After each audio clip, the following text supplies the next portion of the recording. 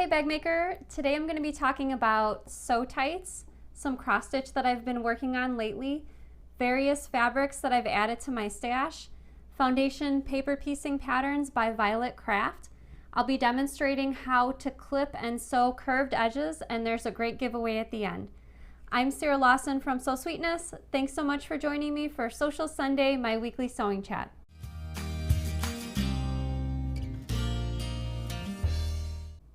Hey everybody, happy Sunday and welcome to Sewcial Sunday. I see Jan is watching from Northeast Ohio, Elizabeth's watching from Minnesota, and Lauren from Cincinnati. So welcome everyone to Sewcial Sunday. I'm really grateful that you took time out of your weekend to join us for the show, and if you're watching the recording of the show later on during the week, thank you so much for tuning in to Sewcial Sunday. I have some fun things to share with you tonight. And before I get started, just a friendly reminder, just about everything that I talk about during Sewcial Sunday are things that I've purchased myself. So these are not things that I'm getting paid to talk to you about, but just cool things that I found that I'd like to share with you. And everything that I'm scheduled to talk about, I link to in the description. So if you're interested in finding out more about any of the books, notions, fabrics, or projects that I talk about during Sewcial Sunday, just check that link in the description and you can find out more information there. So today for the notion of the week, it's actually a notion that I thought I had talked about previously on Sewcial Sunday, but looking through my past outlines, I didn't see it listed there, so I might have just in passing mentioned it on a previous show. I'm not sure, but I thought I would talk about tonight's notion of the week, Sewtites, a little bit more in depth. So Danny's going to switch to the overhead camera.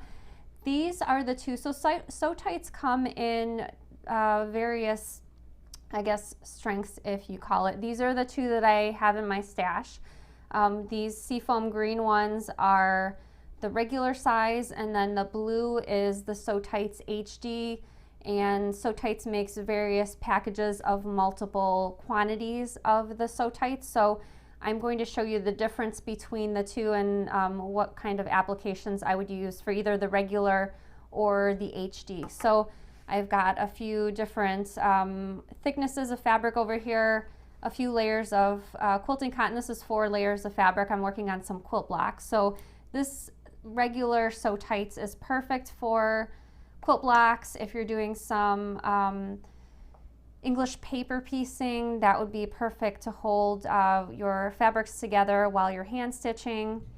The regular also works really well for, I've got 2 layers of cork fabric over here, and it comes in 2 pieces. So one is the backing, and then this is the other side of the magnet. So you'll just slide the backing underneath, and then the colored magnet goes on top. So as you can see, it holds the 2 layers of cork really well, and it even holds 1 layer of cork and 1 layer of foam, such as if the body of your bag has foam interfacing and maybe your flap is a little bit thinner of a fabric and you want to secure those to make sure you're stitching them on straight.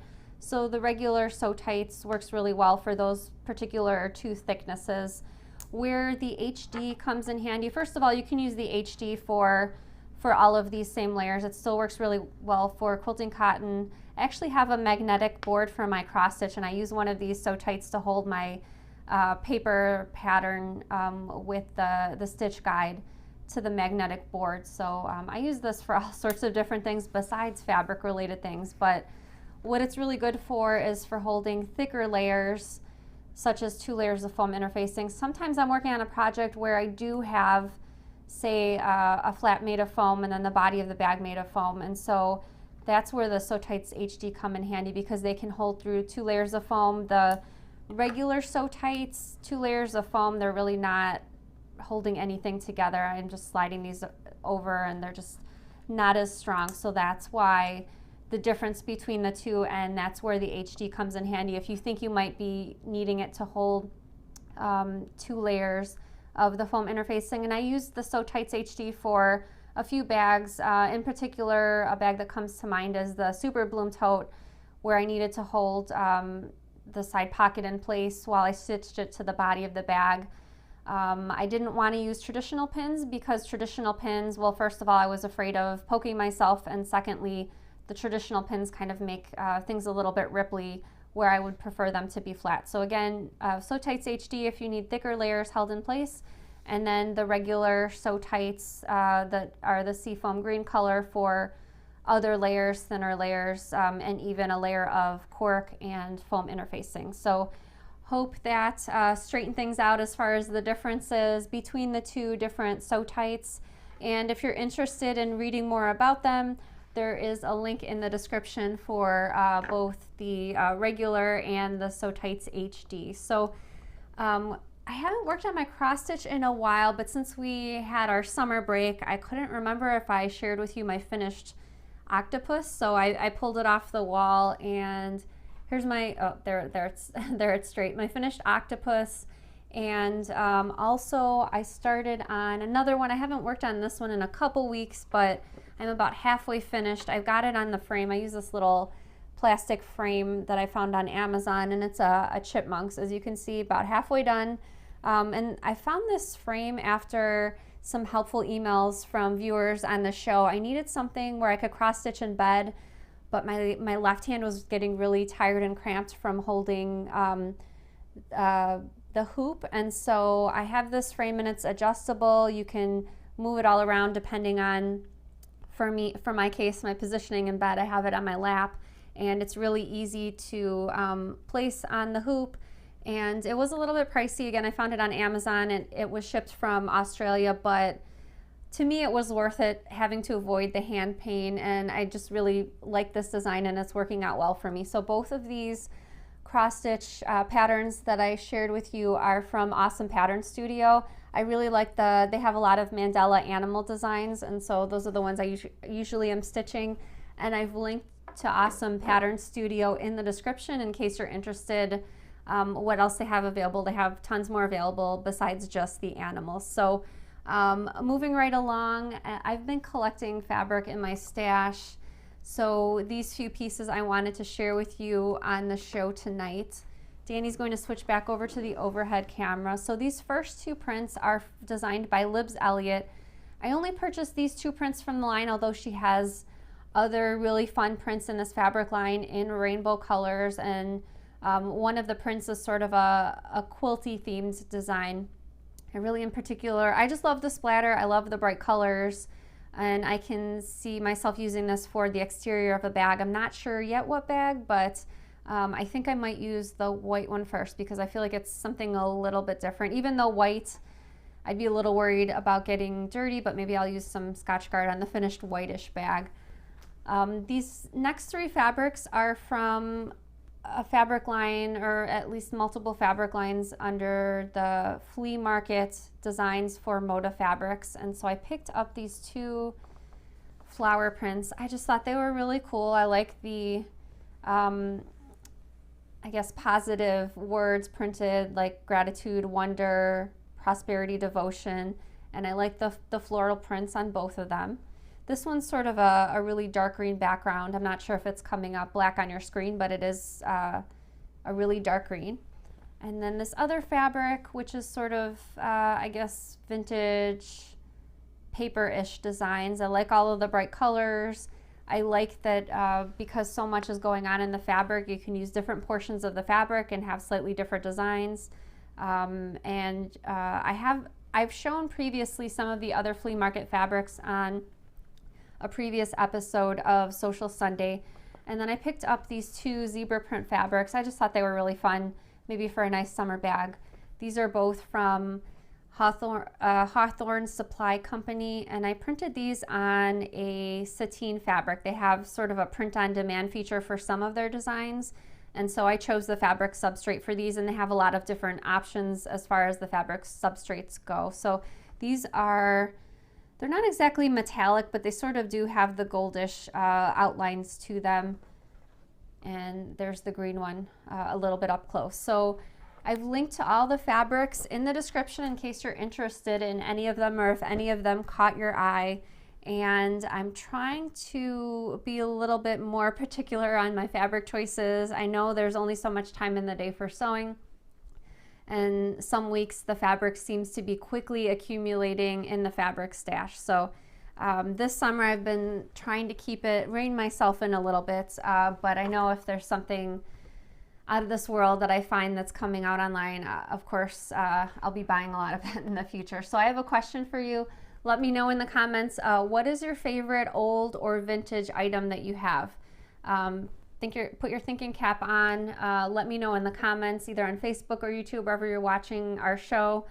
I have this black dress that my grandmother gave me. She actually wore this dress at one time, and it reminds me of the Breakfast at Tiffany's black dress. It sort of reminds me of that.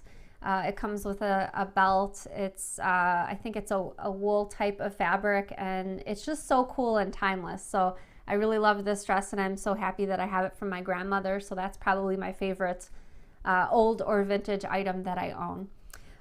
Next up, Danny is going to be posting a picture on the screen. Sometimes some of you are asking for Smudge updates, so this is a picture from earlier today of my daughter Violet with Smudge, and we were outside and he was enjoying some grass earlier today. The flies were not too bad, so we were able to stay outside for a little bit. Some days those flies are just merciless though, and we have to come in right away, so they were pretty good. Sun was shining today, not too hot, so it was a really great Sunday for us here in Chicago. Another question for you that I was wondering about earlier today when I was thinking of zippers, I wanted to know what zipper color that you use most often for your projects. I've been thinking about past projects that I've made with zippers. I often use the By Annie zipper color turquoise. I use that color in a lot of projects. Also navy zippers. Black zippers are often my default, but I do try to pick up a little bit of color here and there if I can with my zipper choices. So let me know in the comments what zipper color you are using most often in your projects. In lieu of a book review, I haven't added too many books to my stash lately. However, if you've picked up a really great sewing related or hand stitching related book lately, feel free to email me because I'm looking for new books to review on Sewcial Sunday. My email is sarah@sewsweetness.com, and that's Sarah with no H. Hoping to pick up a few more new, or at least new to me, sewing books that I can review on the show. But for now, I'm going to be sharing a few quilt-themed patterns. Well, one is not quilt-themed. I picked up this really fun project from Art East Quilting Company for a little dog coat, and this dog looks really cute in this picture. And there's flipping to the back, you're measuring your dog to select what size coat to make. With fall coming up shortly, this would be really cute to see a little dog with this, and they have different sizes. This is the pattern for medium and large dogs. And then the other patterns that I have to show you are all from Violet Craft. So most of them are foundation paper piecing, but this one is just stitching with a little bit of applique. I have some pot holders in a similar round design, but without the fruit, that I use all the time. It was gifted to me from a Sewcial Sunday viewer a few years ago, and I use them just about daily. So I thought this was a really fun pattern. And then the next few are all animals. So this one's Elephant Abstractions, and again, these are foundation paper piecing. This Horse and Unicorn one, I believe I showed on Sewcial Sunday in the past, but I guess I sort of wanted to share the range of some of her animal patterns. This one's a giraffe. This one looks a little bit less time consuming than the elephant perhaps, especially with the background. And then this one is a cheetah. This one's awesome. This is one of my favorites out of the bunch. So if you're interested in any of these patterns, I've linked to Violet Craft's website in the description of the show, so you can check that out if you're interested in any of those patterns. Danny's favorite part of the show when he's not on it, we'd like to invite all of the bag makers to stand proud. Let us know in the comments that you're part of the Sew Sweetness squad. Danny and I both appreciate you tuning in for our show, and thank you so much for your support. So tonight's demonstration is something that I've been thinking about. I occasionally get an email about sewing curved edges, especially, I guess I can almost anticipate what's going on when someone emails about curved edges not fitting. And This often happens to me, especially because the exterior pieces and the lining pieces are often cut to be the same size. And once you pin and sew the exterior, it seems to go together so easily, but then when you turn to sewing the lining, pinning and sewing the lining, it seems like there's extra fabric. And so I thought it would be a good topic to talk about on Sewcial Sunday. We actually filmed this demonstration video last night, and so Danny's going to play the video for you now. And if you have any questions while the video is playing, you can type them in the comments and I will answer them after the video, so enjoy. Today I'm going to be talking about how to clip and sew through a curve, such as when attaching a side panel to a main panel. In this case, I'm using the pattern pieces from the Easy Leather Hobo Bag, and I've got here a lining main panel and an exterior main panel, and these are both attached to the respective interfacing. So the lining is attached to Shapeplux interfacing, and the exterior piece in blue is attached to the foam interfacing. And I've also got here my lining side panel cut out attached to interfacing, as well as the exterior side panel. So as you can see, the pieces are the same size as they should be. I'm going to talk about the differences when pinning and sewing the exterior pieces as well as the lining pieces, because I feel like, in my opinion, there's a slight difference and perhaps slight difference in handling of both the pieces. So I'm going to start with the exterior pieces. Again, this is the main panel, and I'm going to be attaching the exterior side panel. So to start off with, I'm going to use the paper pattern piece to mark the center of my exterior in the center. So I'm just drawing lines with my friction pen on the wrong side of the fabric. And then I'm going to do the same thing for marking the center of the side panel piece, and if you prefer, you could just go ahead and fold that in half. And I'm going to mark either end in the center. So I'm going to be using these center markings to align both of the pieces. So I'm going to pin the center, and then I'm going to pin at the top either end, and then I'll pin the rest of the way, and that will help me to distribute the fabric evenly. So the reason why we want to pin the center and both of the corners, if you just start arbitrarily pinning, you might end up with a little bit of extra fabric on either end, and so this will help things be more even as far as your pinning goes. Okay, so I've got that top corner pinned, and then I'm going to pin the opposite, and then I'll pin the rest of the way around. So for whatever reason, when I'm working with this foam interfacing, I usually can get a little bit of stretch out of it, and I don't mean it's stretchy like a knit garment fabric, but as you'll see in a minute when I start working with the lining fabric that's attached to the Shapeplux, it just sort of behaves a little bit differently, especially easing through the curves.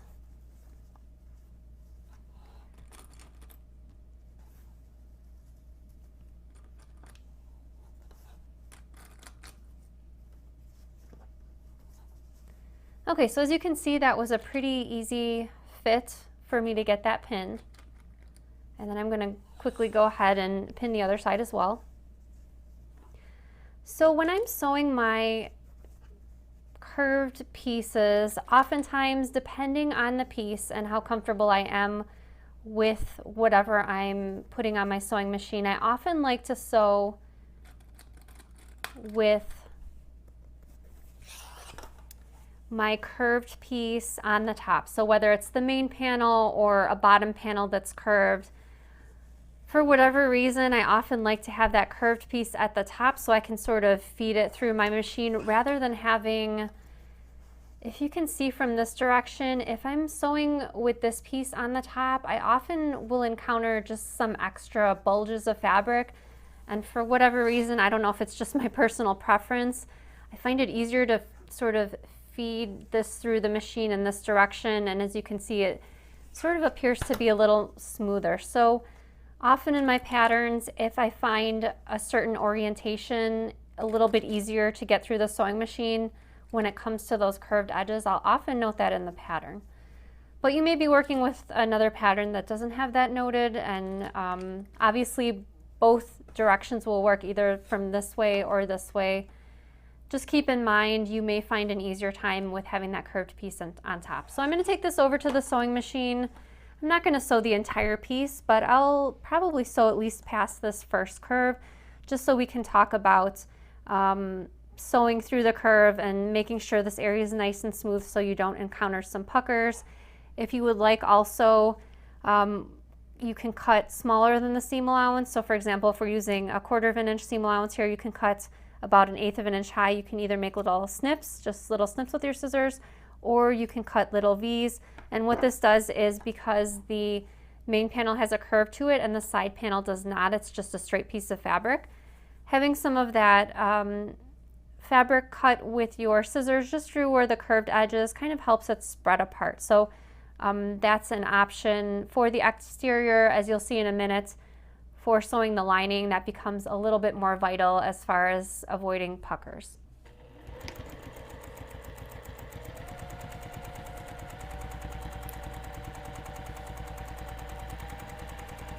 Okay, this particular panel has a rather gentle curve to it, but if you'll notice, as I'm sewing, I like to use my fingers on the top of the fabric as well as in the bottom to make sure the fabric is smoothed out.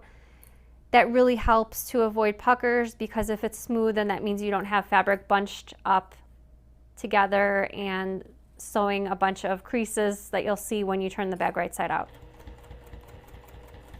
And it's perfectly okay to stop a few times if you need to. You can also have the presser foot down, lift the needle up if you need to sort of smooth things out and reposition the fabric.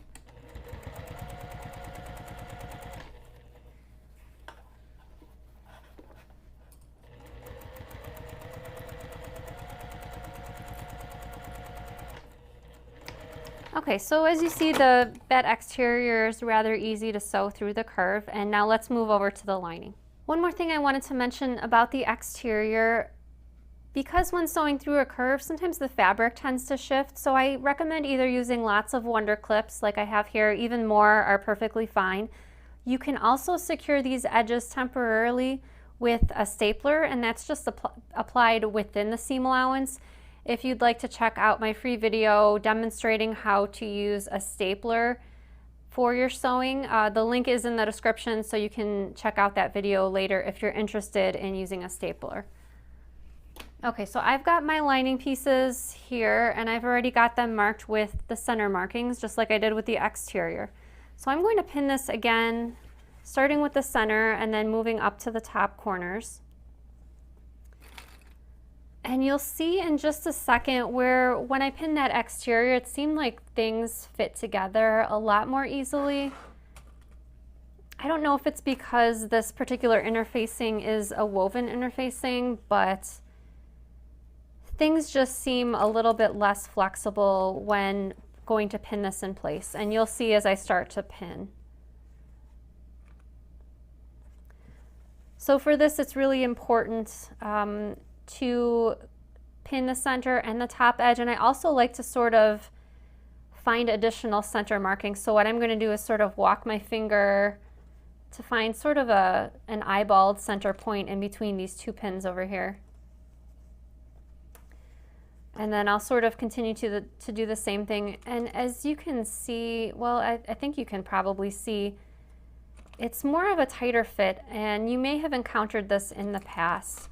And to start off with, my exterior pieces and my lining pieces were cut to be the same, but like it kind of almost appears like there's extra fabric even though there really isn't. So that's why it's helpful to do the center pinning, just so you can, once we get this over to the sewing machine, we can start to deal with what appears to be extra fabric but really isn't, because as you saw, I pinned that exterior and everything more or less fit together like a glove.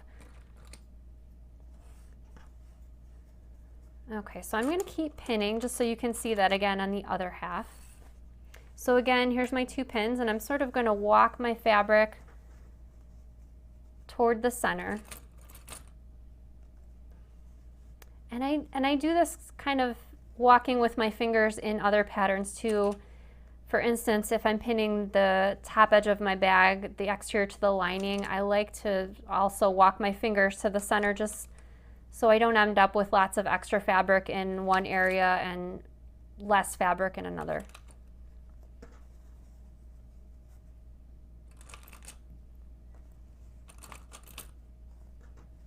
Okay, so as you can probably see, it sort of looks like there's areas with extra fabric as we move along.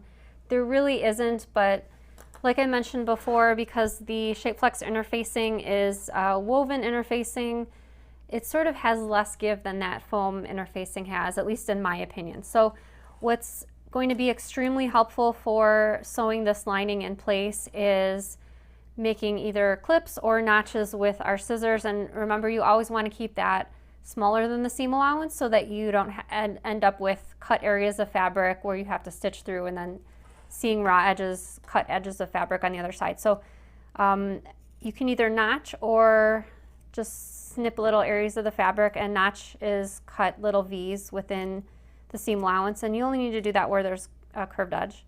And again, that helps the fabric spread through the curve, and you also want to pay special attention to the areas where it appears like there's extra fabric. Again, there really isn't, but the clips and the notches really help, and if you need to get those clips or notches really close together, you can do that as well. Okay, so again, I'm just going to be sewing 1/2, and I'm going to sew with my curved piece face up on the bed of my sewing machine.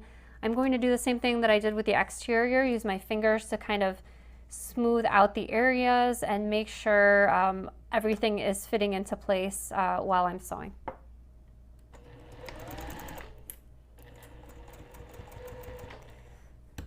Okay, and you're probably going to notice some extra bunching up fabric, except this time it will possibly be appearing on the top. So we're just going to go ahead and make sure everything is moving along as we sew. And again, I've got all these little clips over here, clips with the scissors, that is, and so those will help spread the fabric as I'm sewing.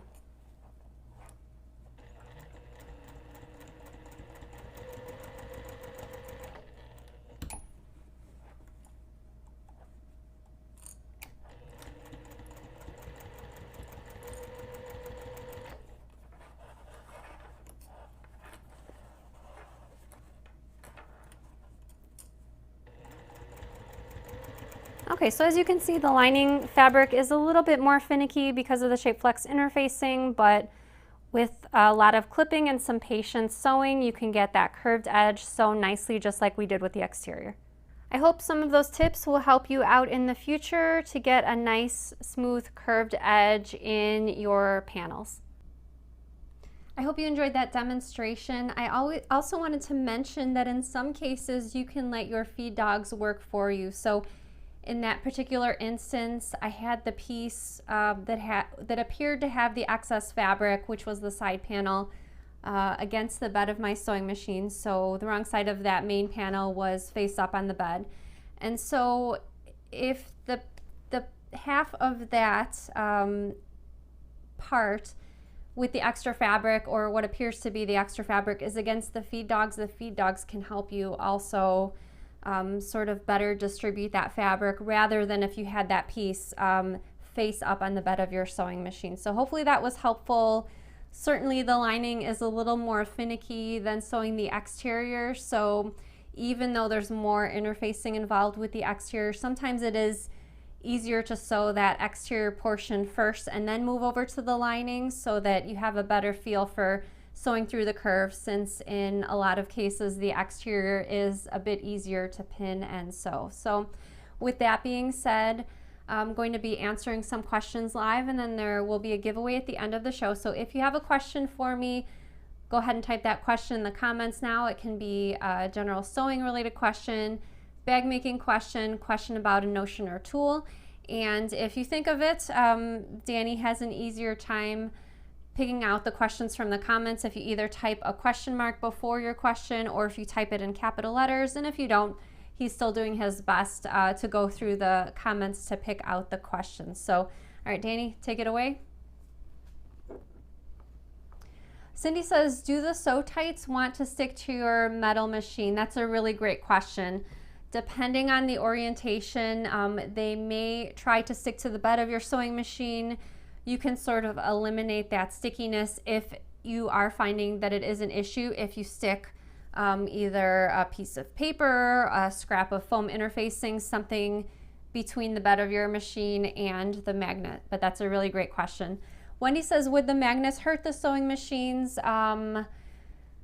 I've read a bunch of articles over the years about magnets and sewing machines. You might want to do your own research and Google that, but from my memory, from my recollection, I recall that most magnets that you can use in your home will not affect the sewing machine. The ones that will are more scientific grade magnets, but again, check that out before you invest in something that has a magnet in it. I do use the scissor spot on the side of my sewing machine, which also has a suction and a little magnet to hold items like little snips or pins. So I do have a few items with magnets that I am regularly using on my sewing machine, and they also make those magnetic seam guides that you can place on the bed of your sewing machine as well. So yeah, you can always Google that first though if you'd like to be get the first-hand knowledge of it yourself.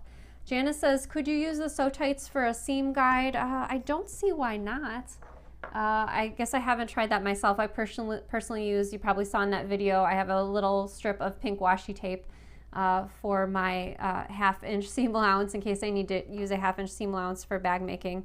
Let me see if I could reach over and, yeah, it does stick to the bed of my machine. I tried the Sewtites HD. The regular Sewtites also will stick to the bed of my sewing machine. I'm not sure how good it would work as a guide though, because of the placement of the magnets, I feel like the fabric, especially if it's a thinner layer, could potentially slide underneath, making this kind of obsolete as far as a seam guide goes. But I suppose in a pinch, and if you have thicker layers like foam interfacing, might be okay, but I'm not sure that I would use it for a seam guide.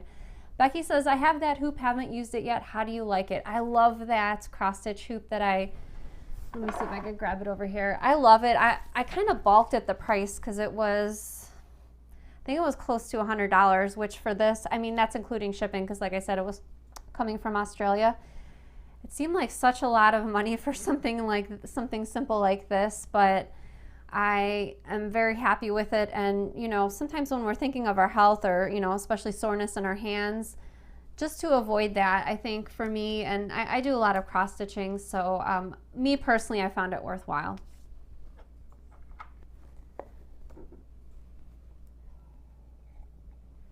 Oh, Clovis. Hey, Clovis, how are you? Clovis says, how is the bearded dragon? So we have a bearded dragon named Flash. She's 3 years old now, but we've had her since she was 4 months old, and right now she's shedding. So oftentimes when bearded dragons are adults, they're not necessarily shedding their whole body at one time. So a few weeks ago, she was shedding half of her tail, her arms and legs. They kind of look like little sleeves when they started to come loose.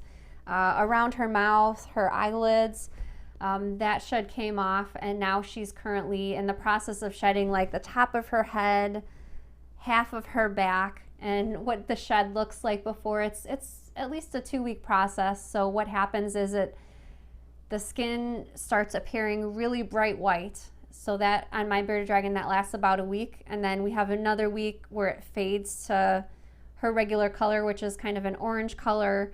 And then the skin starts loosening and then it comes off. And sometimes it can come off in one piece. Like if I could get her arm to come off in one piece, it looks really cute. Or she has spikes, especially around her head. The shed spikes look really, really neat, but when they're shedding, sometimes they're a little bit grumpy. It probably feels itchy, I could imagine, but yeah, she's doing great, and lately she's had a really huge appetite, which is really good. What kind of needles do you recommend for English paper piecing? So I personally use the Tulip. I think it's size 10. I get the large eye needles just so I can easily get my thread through the eye of the needle. But I really like the Tulip needles, and I've been using them for English paper piecing for a few years now. I'm certainly not an English paper piecing expert, but they seem to do the trick. Gretchen says, when you sew those curves, what stitch length do we use? That's a really great question, and I didn't address it in the video. I'm using my regular stitch length, which is 2.5 millimeters, but especially if you're sewing through tighter curved edges, you could always decrease your stitch length, and that will help you get, if you're having trouble getting a uniform stitching through the curve, you can decrease the stitch length in those little trouble spots and then increase back to your regular stitch length when you're sewing through either a larger area of the curve or if you get back to a straight edge.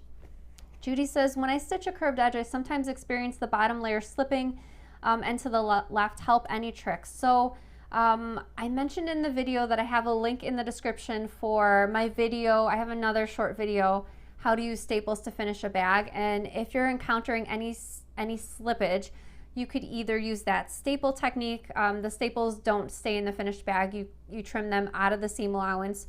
You could also glue baste that area as well. You can either use a washable glue stick or a washable, there's a bunch of basting glues out there, or a washable school glue. You want to make sure it's washable so that in the finished product you don't have that glue staying in your seams, but that can help as well. I've used glue basting for attaching binding before to avoid slippage and found that it worked really well. I haven't used it for bags just because I usually use the Wonder Clips, but you do have those two options, either the staples or the washable glue.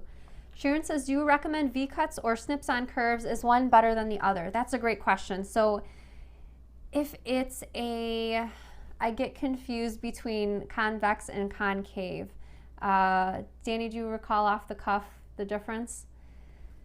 If you're concave might be facing inwards and convex I think it's like okay, Danny's outwards. Thinking convex might be outwards. Okay, he's gonna Google that for me really quick. So if you're dealing with a curve like this, V's are more helpful because V's kind of eliminate fabric just because of the nature. You're taking some fabric out when you're cutting a V, and so when you turn it right side out, you don't have that extra fabric bunched up in the seam because you kind of eliminated it with cutting the V. Concave curves inward, convex curves outward. Okay, thank you, Danny. Danny says convex curves outward. If you're dealing with I might have it wrong. Anyway, when in doubt, you thinner than the edges, a little thicker than the edges. When in doubt, you can always go with the V's. The little snips are helpful, but they don't eliminate fabric. So when you turn the piece right side out, if you notice you have fabric bunched up over there, you can just turn it quickly back right side out and cut the V's instead. But I've used snips before.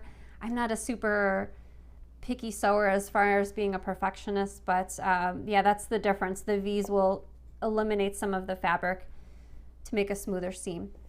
Grace says, a tip from a quilter: if you have one fabric that is slightly larger, put the larger one on the bottom because the feed dogs will take up the excess. Great tip, Grace. That is also helpful for if you're piecing curves such as Drunkard's Path block. Mary says, do you notch both fabrics? Yes, I did cut through both fabrics, the side panel as well as the main panel in that demonstration. And Wanda says, Sarah, what brand and model scissors do you use? The precision snipping on the bag was amazing. So I've used these scissors since 2013. These are Kai brand scissors and they're model number 7205. So highly recommend these. I like them because they sort of feel a little bit more lightweight in my hands compared to Ginger scissors that I've had in the past. And the motion to me personally feels a little bit smoother when opening and closing rather than feeling a little stiffer. So easier on my hands, especially when I'm doing a lot of cutting. Trisha says, snipping before you sew is a great tip. I actually thought the snipping was related to turning, but it clearly makes a cleaner curve. It does make a cleaner curve, and if you forget to snip or notch the curved edge while you're at your table, if you start sewing and then you realize, oh gosh, I think I should have notched here or snipped here. I've often done that at the sewing machine while in mid-sew, so that's also a possibility in case you've forgotten to do that while you're still at your work table before you move over to your sewing machine. Jessie says, were you clipping both layers or just the gusset? I was clipping both layers, and it's really only necessary wherever there's a curve. If there's more of a straight edge, not as necessary to clip or notch there. Judy wants to know, what is your preferred seam ripper? I'm trying to, yeah, I have my seam ripper over here on the table. I like the Seam Fix seam rippers. I have the regular size, but I also have a mini size as well. I really like, it has a rubber tip over here, so after I seam rip, you know, you have all those threads that are stuck in your on your fabric. So this little rubber tip, or I've heard a rubber eraser will work for this also. You just kind of rub it against your fabric and it pulls all those little threads, and there's also a little rubber tip on the back. Daisy Blue says, wondering how to look after cork fabric. So that's a really great question. So cork is not waterproof, but it is water resistant. So if you've made a bag with cork, you can just grab a damp cloth and wipe it clean. If you do need to, if it's a super dirty bag and you do need to run it through the washing machine, we did, when we initially started carrying the cork fabric, we ran a whole bunch of tests on it. We did put it in the washing machine and it was fine when it came out, but I think I'd probably prefer to wipe it clean with a damp rag, just to keep the, I guess, polished initial look of the bag. It is okay to finger press it, or if you've gotten a cotton bag, to iron it when it comes out of the washing machine and the dryer, but my first go-to would be the damp cloth to just wipe it. Debbie says, if the lining seems too big, should we just trim it? That's a good question. As a last resort, I would use that as a last resort. I would try to distribute, clip, notch, and sew the fabric the best that you can. But like I said, if the exterior is sewing together fine, generally the lining should as well, unless you've cut your pieces differently. I would try to keep the pieces as they are in the pattern, if at all possible, just because sometimes it changes things as far as when you're sewing the bag together at the end. But it is okay to use as a last resort. And again, that sometimes it depends on the project as well. Randy says, are you participating in the Summer Sampler 2021? I am this year after being inspired by you last year. So I'm a little embarrassed. I was planning on keeping up every week. Summer Sampler, if you're not familiar, you can Google it. And my friend, 3 of my friends, you can find it on Lee Heinrich's website, Fresh Lemons, or Swim Bike Quilts. Those are 3 different websites. And they release 1 block a week over the summer, and then at the end of the summer you have all the blocks for your quilt. I only finished the first one, and then we got really busy. I had a bunch of appointments, and then just things sort of got in the way, so I have to play a little bit of catch up from my Summer Sampler 2021, but I did finish all the blocks from last year, which I was super proud of. Glitter and Gloss wants to know, I'm looking to get a new sewing machine for bag making. Do you use a Juki 2010Q for all of your bags? So I have 3 different Jukis. All 3 are pretty much the same with minor differences. I do have the Juki 2010Q, love it. I also have the Juki TL2200 QVP Mini. And last Sunday I talked about the newest Juki in that sort of family of Jukis, which is the Juki TL18 QVP. So if you're interested in that video, you can find that on last week's Sewcial Sunday, and also I'll eventually be posting that as a separate video. I have videos for both the first 2 machines I talk about in a video. You can find that on my YouTube channel, as well as the newest one, and each one I demonstrate all the different features, and I throw a lot of layers of foam interfacing and cork fabric on the machine just so you can see how many layers this machine can handle, because it's, in my opinion, it's perfect for bag making. Danny, are you calling in on the questions? All right, I apologize if I did not get to your question live, but I'll be back again next Sunday, and my husband Danny will be joining me on next Sunday's show, and I'll be answering more questions then. So one more thing to get to, and that is the giveaway. So tonight I will be giving away 1 Minikins bundle. However, if you already have a Minikins bundle, it will be, either way, it will be an $88 gift certificate to our website, which is sewsweetness.com. We will be choosing 1 randomly drawn winner. So you have until the end of the day this Saturday to get your giveaway entry in, and your method of entry for the giveaway is, all you need to do is answer this question in the comments. And my question is, what is your favorite TV show?